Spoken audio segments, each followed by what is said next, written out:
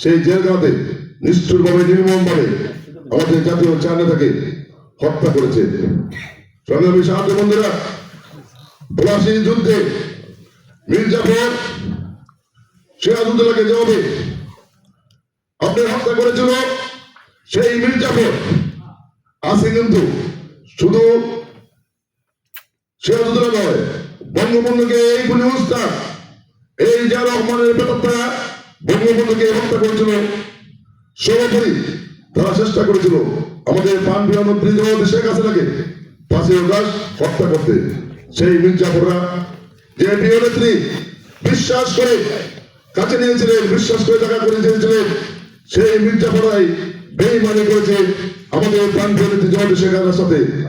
আজকে এই মীর জাফর বেঈমান শুধু বাংলাদেশে নয়, এই বিদেশে রয়েছে, আমাদের আমেরিকাতে রয়েছে, নিউইয়র্কে রয়েছে। আজকে এই মীর জাফররা গত 16 বছর এই বিএনপি জামাতকে ভরণ পোষণ করেছে বাংলাদেশে। আজকে যারা ভরণ পোষণ করেছে, টাকা দিয়েছে বিএনপি জামাতকে, আমরা তাদেরকে চিনি। এই জামাত বিএনপির আজকে আমাদের আস্থার ঠিকানা, আমাদের বিশ্বাসের ঠিকানা এই 32 নম্বর বাড়িকে জ্বালিয়ে পুড়িয়ে শেষ করে দিয়েছে। আমাদের আওয়ামী লীগের হাজার হাজার নেতাকে নির্বিচারে হত্যা করেছে। আজকে আমার বাড়ি ভেঙেছে, সিদ্দিক সাহেবের বাড়ি জ্বালিয়েছে, এইরকম হাজার হাজার আওয়ামী লীগের নেতা কর্মীদের বাড়ি জ্বালিয়ে পুড়িয়ে শেষ করে দিয়েছে। কারণ আমরাই তাদেরকে এই 16 বছর লালন পালন করেছি। তারা আজকে আমাদের উপরে আঘাত করছে, আমাদের প্রাণপ্রিয় নেত্রীর উপরে আঘাত করছে। সংগ্রামী সাহায্য বন্ধুরা, এই মীর জাফররা আজকে প্রাণপ্রিয় নেত্রী শেখ হাসিনাকে ফোন করে আমার বিরুদ্ধে, সিদ্দিক রহমানের বিরুদ্ধে, আপনার বিরুদ্ধে ঘরে বসে বসে কমপ্লেন করে। আমি তাদের বলতে চাই, আপনারা ঘরে বসে আপনারা কমপ্লেন করেন, বিচার দেন। আপনারা কোথায় ছিলেন 5ই আগস্টের পরে? আপনাদেরকে তো ওয়াশিংটন দেখি নাই, আপনাদের তো স্টেট ডিপার্টমেন্টে দেখি নাই, আপনাদেরকে টাইম স্কোয়ারে দেখি নাই, আপনাদেরকে এয়ারপোর্টে দেখি নাই। যখন আমরা এয়ারপোর্টে আমরা 11 জন এই জঙ্গি গাড়ি আটকেছিলাম, তখন আমরা কোথায় ছিলেন? আমরা যখন কনসুলেটের সামনে এই মানুষকে 9 ঘন্টা অবরোধ করেছিলাম, তখন আপনারা কোথায় ছিলেন? মীর জাফর বলেছেন আমরা আপনাদেরকে চিনি, নেত্রীর কাছে ঘরে বসে বসে বিচার দিবেন না, মিটিং এ আসেন, এই প্রতিবাদ সময় আসেন। আপনারা যদি আসেন তাহলে আমরা আপনাদের কথা বলবো।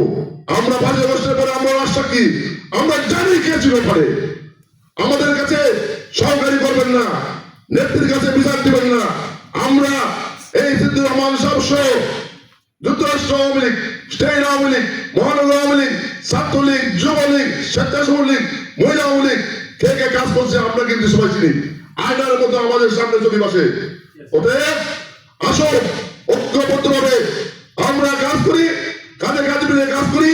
আমাদের উদ্দেশ্য, আমাদের লক্ষ্য একটাই, সেটা হলো প্রাণপ্রিয় নেত্রী শেখ হাসিনার হাতকে শক্তিশালী করা এবং সম্মানে মাননীয় নেত্রীকে দেশে ফিরিয়ে আনা। এটি আমাদের মূল লক্ষ্য। সংগ্রামী সাথী বন্ধুরা, মূল্যবান বক্তব্য রাখবেন আমাদের প্রিয় নেতা, আমাদের সেন্ট্রাল নেতা আমিন ভাই। সবাইকে ধৈর্য করে আজকে এতক্ষণ পর্যন্ত থাকার জন্য যুক্তরাষ্ট্র আওয়ামী লীগের পক্ষ থেকে, মহানগর আওয়ামী লীগের পক্ষ থেকে, স্টেট আওয়ামী লীগের পক্ষ থেকে আপনাদের সবাইকে ধন্যবাদ জানিয়ে আমার সংক্ষিপ্ত বক্তব্য শেষ করছি। জয় বাংলা, জয় বঙ্গবন্ধু, বাংলাদেশ জয়।